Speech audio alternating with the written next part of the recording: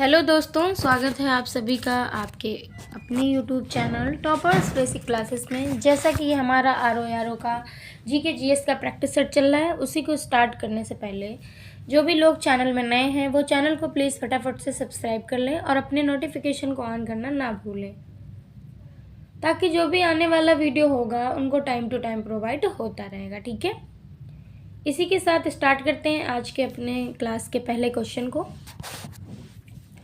तो पहला क्वेश्चन हमारा क्या है, ये आ गया कंप्यूटर का क्वेश्चन है। ठीक है, सीपीयू को क्या कहा जाता है, सीपीयू को क्या कहा जाता है, ये आपसे पूछा गया है। तो सीपीयू को कंप्यूटर का मस्तिष्क कहा जाता है, यानी कि ब्रेन ऑफ कंप्यूटर कहा जाता है। ठीक है, ये आपका कंप्यूटरों के सभी कार्यों को नियंत्रित एवं निर्देशित करता है। नियंत्रण मतलब अपने नियंत्रण में रखता है और निर्देशित करता है। ठीक है, फिर हमारा अगला क्वेश्चन है, अगर हम अपने नेक्स्ट क्वेश्चन की बात करें तो माइक्रो प्रोसेसर जो कंप्यूटर का मस्तिष्क होता है उसे भी कहा जाता है, उसे क्या कहा जाता है? तो उसको आप जो है उसको कहा जाता है माइक्रोचिप। ऑप्शन ए आपका यहाँ पर बिल्कुल राइट हो जाएगा और जो विकल्प है वो गलत हो जाएंगे। ठीक है, इसी के साथ बढ़ते हैं अपने नेक्स्ट क्वेश्चन की ओर। तो नेक्स्ट क्वेश्चन हमारा ये रहा, क्योंकि अभी यहाँ पे हम कंप्यूटर से रिलेटेड क्वेश्चन कर रहे हैं। कंप्यूटर की मेमोरी अरिथमेटिक लॉजिक यूनिट और इनपुट आउटपुट डिवाइस को बताता है कि किसी कार्यक्रम के इंस्ट्रक्शन को कैसे प्रतिक्रिया देना है। तो कौन बताता है? ये आपका कंट्रोल यूनिट है, वो बताता है। ऑप्शन आपका सी यहाँ पर बिल्कुल राइट हो जाएगा और जो विकल्प है वो गलत हो जाएंगे। ठीक है, चलिए नेक्स्ट क्वेश्चन पे आते हैं। तो नेक्स्ट जो हमारा क्वेश्चन है वो ये है, सीपीयू और आरएएम कहाँ स्थित होते हैं? सीपीयू और आरएएम यानी कि रैम आपके कहाँ स्थित होते हैं? तो ये आपके मदरबोर्ड में स्थित होते हैं। ठीक है, ऑप्शन बी आपका यहाँ पर बिल्कुल राइट हो जाएगा। ये आपके कंप्यूटर के उपकरण हैं, जैसे सीपीयू, रैम, सीडी, एचडीडी आदि क्या है, मदरबोर्ड से ही जुड़े होते हैं। ठीक है, चलिए नेक्स्ट क्वेश्चन पे आते हैं। तो नेक्स्ट हमारा दिया है, बिना किसी थकान या एकाग्रता की कमी के एक ही सटीकता के साथ कंप्यूटर द्वारा लाखों गणनाएं की जा सकती हैं। दिए गए विकल्पों में से कौन सा कंप्यूटर की इस संपत्ति में प्रतिनिधित्व करता है? तो कौन सा कंप्यूटर है आपका? ये डिलीजेस है, ये आपका ऑप्शन बी आपका यहाँ पर बिल्कुल राइट हो जाएगा। ठीक है, इसी के साथ अब हम बढ़ते हैं अपने नेक्स्ट क्वेश्चन की ओर। तो नेक्स्ट हमारा जो क्वेश्चन है वो ये रहा, निम्नलिखित में से गलत विकल्प चुनें। तो गलत विकल्प है हमारा, भारत की लगभग 2/3 आबादी केवल 5 राज्यों उत्तर प्रदेश, महाराष्ट्र, बिहार, पश्चिम बंगाल और आंध्र प्रदेश में निवास करती है। तो यही विकल्प आपका यहाँ पर गलत है। ठीक है,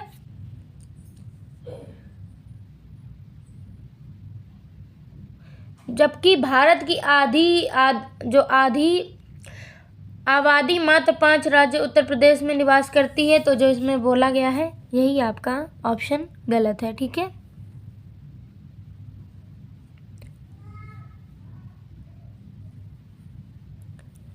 इसी के साथ अब हम बढ़ते हैं अपने नेक्स्ट क्वेश्चन की ओर।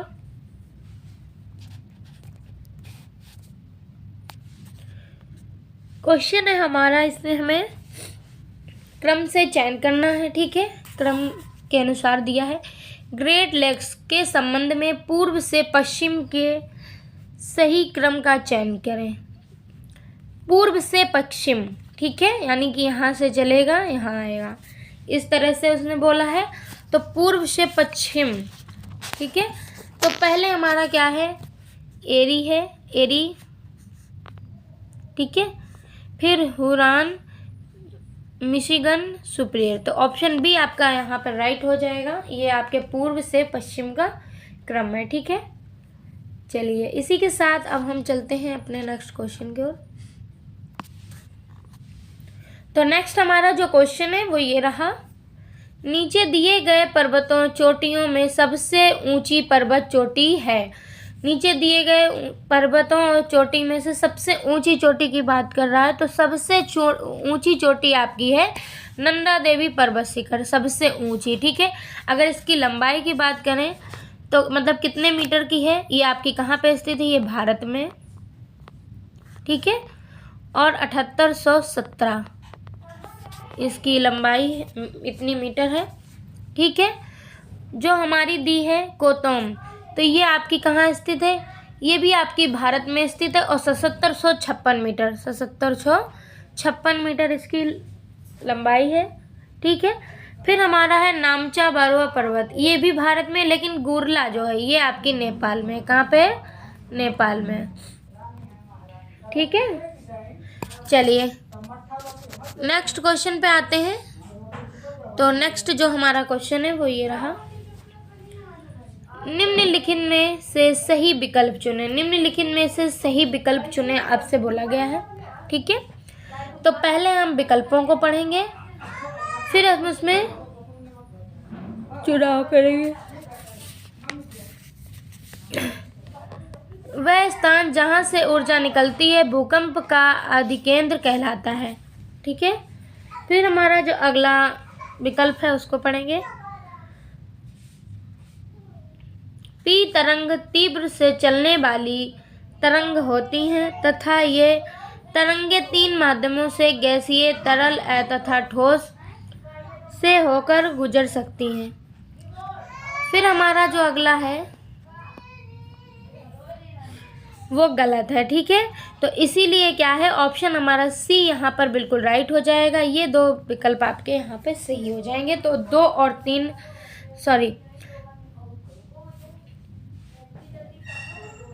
1 नंबर का हमारा गलत है और 2 नंबर का हमारा सही है। 2 और 3 हमारे विकल्प में दिए गए हैं, तो यही हमारा सही उत्तर है और ये हमारा गलत है। ठीक है, तो ऑप्शन हमारा सी यहाँ पर बिल्कुल राइट हो जाएगा। चलिए नेक्स्ट क्वेश्चन पे आते हैं। तो नेक्स्ट जो हमारा क्वेश्चन है वो क्या है, निम्नलिखित में से विकल्प चुने, सही विकल्प चुने। तो निम्नलिखित में से जो सही विकल्प चुने बोला गया है, तो महासागरों के बीच की भू प्रॉपर्टी औसत मोटाई लगभग 5 मीटर होती है, तो नहीं। ठीक, मध्य प्रदेश महाद्वीपों के नीचे भू प्रॉपर्टी की औसत मोटाई 3 मीटर होती है, तो नहीं होती है। फिर है हमारा तीसरे नंबर का, उस पर आते हैं। हिमालय पर्वत श्रेणियों के नीचे भू प्रॉपर्टी का घनत्व 3 ग्राम प्रति घन सेंटीमीटर होता है, तो होता है। ऑप्शन सी आपका यहाँ पर बिल्कुल राइट हो जाएगा और जो विकल्प हैं वो आपके पूर्णतः गलत हो जाएंगे। ठीक है, चलिए नेक्स्ट क्वेश्चन पे आते हैं।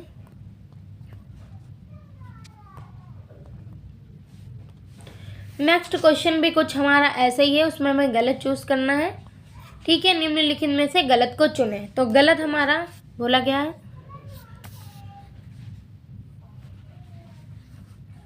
महाद्वीप किनारे और गहरे समुद्री बेनिस के बीच के भाग को महाद्वीपीय सीमा कहा जाता है, तो कहा जाता है। ये आपका विकल्प सही है। ठीक है, फिर हमारा हिमानी निरक्षेरों से निर्मित होने वाली अवसादी चट्टानों को वितलीय मैदान कहा जाता है, तो कहा जाता है। आधुनिक समय में विकसित रेडियो मीट्रिक काल निर्धारण निधि से महासागरों पर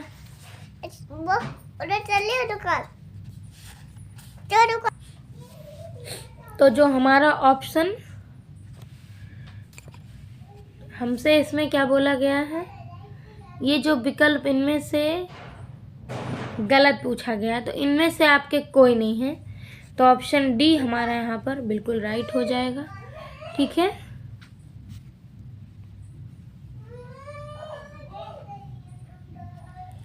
सारे विकल्प हमारे सही हैं, तो इनमें से आपका कोई विकल्प गलत नहीं है, तो ऑप्शन डी हमारा यहाँ पर बिल्कुल राइट हो जाएगा। ठीक है, इसी के साथ बढ़ते हैं हम अपने नेक्स्ट क्वेश्चन की ओर। तो नेक्स्ट जो हमारा क्वेश्चन है वो क्या है, आइए देख लेते हैं। निम्नलिखित में से गलत विकल्प चुने। ठीक है, क्या बोला गया है, गलत विकल्प चुने। प्रशांत महासागर को किनारों का सक्रिय ज्वालामुखी के क्षेत्र में होने के कारण रिंग ऑफ फायर भी कहा जाता है। ठीक है, तो कहा जाता है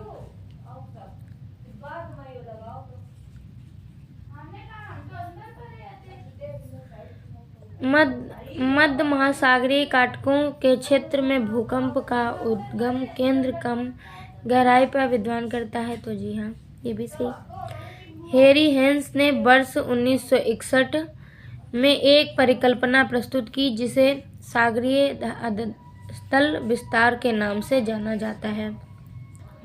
तो ये आपकी जो कल्पना है ये भी बिल्कुल सही है, यानी कि लेकिन जो डी नंबर का है यही आपका गलत है। ठीक है, तो हमसे गलत विकल्प के लिए बोला गया था, ऑप्शन भी आपका डी यहाँ पर बिल्कुल राइट हो जाएगा।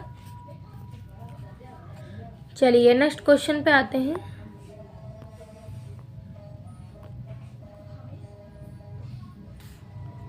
तो नेक्स्ट जो हमारा क्वेश्चन है वो ये रहा।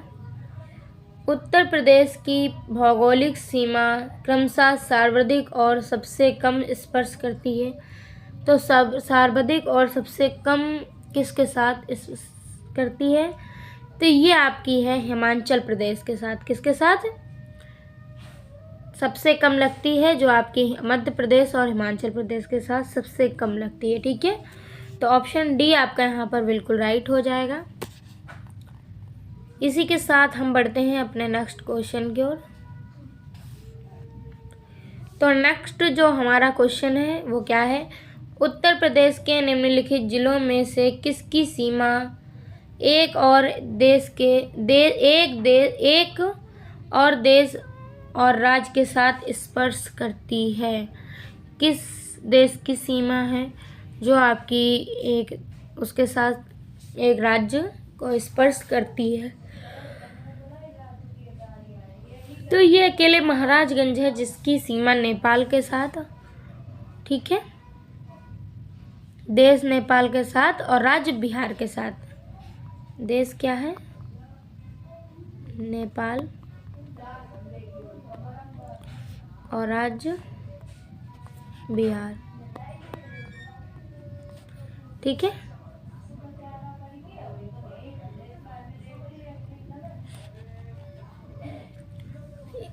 तो इसी के साथ अब हम बढ़ते हैं अपने नेक्स्ट क्वेश्चन की ओर। देखिए नेक्स्ट जो हमारा क्वेश्चन है वो ये रहा। उत्तर प्रदेश के सर्वाधिक क्षेत्रफल वाले, एक सेकंड वेट करिएगा।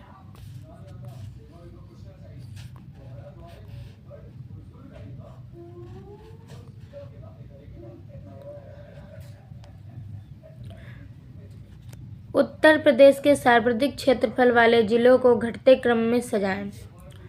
घटते क्रम में सजाने को बोला है। ठीक है, तो पहले हमारा लखीमपुर यानी कि खीरी हो जाएगा। ठीक है, सोनभद्र यानी कि ऐसे कर सकते हैं हम, 1 नंबर। ठीक है, 2 नंबर सोनभद्र। फिर हमारा है हरदोई 3 नंबर। फिर हमारा है सीतापुर 4 नंबर और प्रयागराज 5 नंबर। अब हम इस तरह से मिलता हुआ देखेंगे कि किस में है। ठीक है, तो वही हमारा यहाँ पर बिल्कुल सही हो जाएगा। ठीक है, घटते क्रम में बोला है। ठीक है, तो घटते क्रम में अगर उन्होंने कहा है तो हमारा देखिए पहले नंबर पे तो लखीमपुर खीरी था। ठीक है, दूसरे नंबर पे हमारा क्या था, सोनभद्र था, हरदोई था। तो ऑप्शन डी हमारा यहाँ पर बिल्कुल राइट हो जाएगा। इसी के साथ अब हम बढ़ते हैं अपने नेक्स्ट क्वेश्चन की ओर।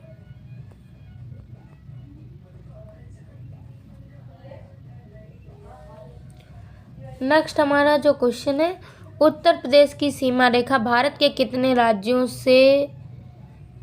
राज्यों के साथ सीमा साझा करती है। तो 8 राज्यों के साथ सीमा साझा करती है। ऑप्शन आपका बी यहाँ पर बिल्कुल राइट हो जाएगा। फिर हमारा नेक्स्ट क्वेश्चन, इसमें हमें सूची मिलानी रहेगी। राष्ट्रीय, एक सेकेंड पेन ले लेती हूँ।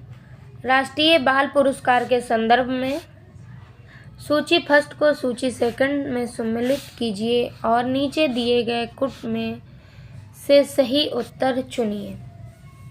ठीक है, तो सूची फर्स्ट को सूची सेकंड के साथ सम्मिलित कीजिए और नीचे दिए गए कुट के सही उत्तर चुनिए।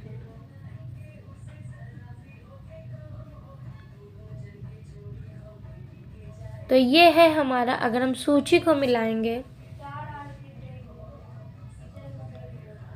तो अगर हम मिला के देखते हैं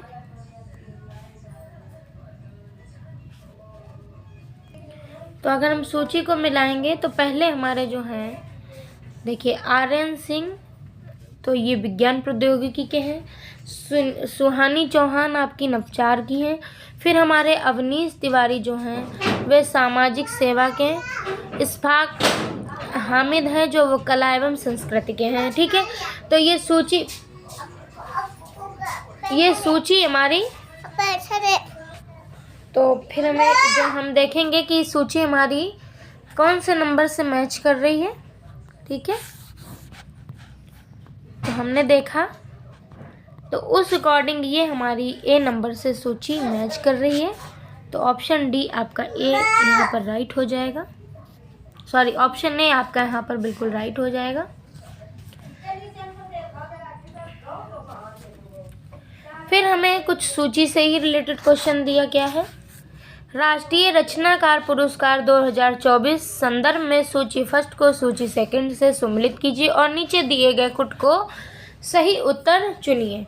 ठीक है, तो हमसे जो पूछा गया, प्रधानमंत्री ने, अगर हम बात करें तो ये जो है प्रधानमंत्री नरेंद्र मोदी ने मार्च 2024 को नई दिल्ली के भारत मंडपम में राष्ट्रीय रचनाकार पुरस्कार प्रदान किए थे। ठीक है, किसने प्रदान किए थे?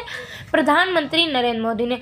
तो जो मैथिली ठाकुर हैं ये आपकी वर्ष का सांस्कृतिक राजदूत। ठीक है,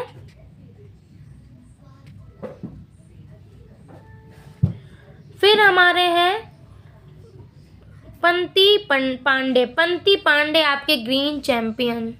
ठीक है, फिर हमारे हैं गौरव चौधरी, तो गौरव चौधरी आपके सर्वश्रेष्ठ निर्माता। फिर हमारे हैं जया किशोरी जी, तो जया किशोरी सर्वश्रेष्ठ रचनाकार। तो अब हम देखेंगे कौन सी सूची, अब आप देख लीजिए कि कौन सी सूची कैसे मैच कर रही है। तो देखिए, पहले का हमारा 2 था, तो ऑप्शन सी आपका यहाँ पर मैच कर गया और किसी में है नहीं। चलिए, इसी के साथ अब हम आ गए अपने नेक्स्ट क्वेश्चन पे। नेक्स्ट हमारा जो क्वेश्चन है वो ये रहा, किस देश में स्थित एक विश्वविद्यालय ने हाल ही में राष्ट्रपति द्रौपदी मुर्मू को डॉक्टर ऑफ सिविल लॉ की मानद उपाधि से सम्मानित किया? तो ये जो हमारा है, तो मॉरिशस में विश्वविद्यालय में हाल ही में राष्ट्रपति द्रौपदी मुर्मू को डॉक्टर ऑफ सिविल लॉ की मदन उपाधि से सम्मानित किया गया था। ठीक है, और ये कब किया गया था? तो ये 12 मार्च को किया गया था, 2024 में किया गया था। ठीक है, इसी के साथ चलते हैं हम अपने नेक्स्ट क्वेश्चन की ओर।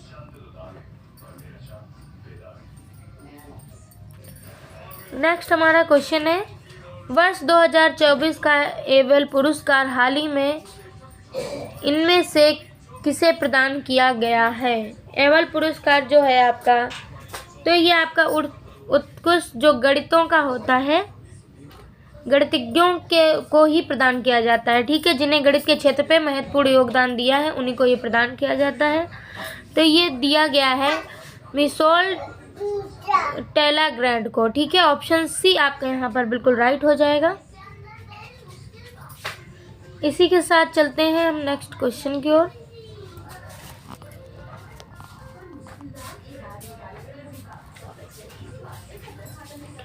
नेक्स्ट हमारा क्वेश्चन है, भारत में 20वीं पशुधन जनगणना वर्ष में संपन्न हुई थी? किस वर्ष में ये संपन्न हुई थी? तो ये आपकी 2019 में संपन्न हुई थी और ये 20वीं पशुधन जनगणना थी। ठीक है,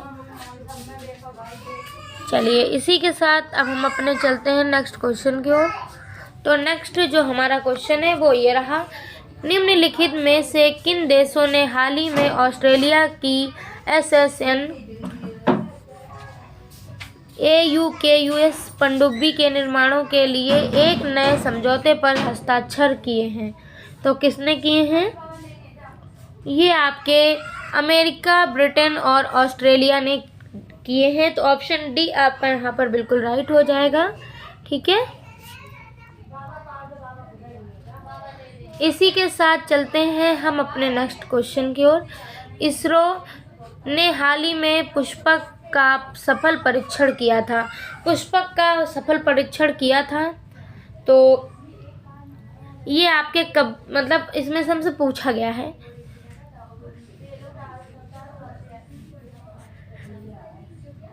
इसके कथन कौन सा सही है और ये हमसे पूछा गया। तो ये पुनः परीक्षण यान रियूजेबल लॉन्च व्हीकल है। इसे चिनूक हेलीकॉप्टर से लॉन्च किया गया था। ये परीक्षण कर्नाटक के चित्रदुर्ग में चालाकेर एरोनॉटिकल टेस्ट रेंज में की गई थी। तो ये तीनों कथन आपके सही हैं। इस हिसाब से आपका ऑप्शन डी यहाँ पर बिल्कुल राइट हो जाएगा। ठीक है, तो आज के लिए इतना ही। कल फिर मिलते हैं एक नए प्रैक्टिस सेट के साथ और आप सभी लोग जुड़े रहें टॉपर्स बेसिक क्लासेस के साथ। कमेंट बॉक्स में आप मुझे ज़रूर बताएं और चैनल को ज़्यादा से ज़्यादा शेयर करें, सब्सक्राइब करें और नोटिफिकेशन को ऑन करना ना भूलें। So thank you and bye bye.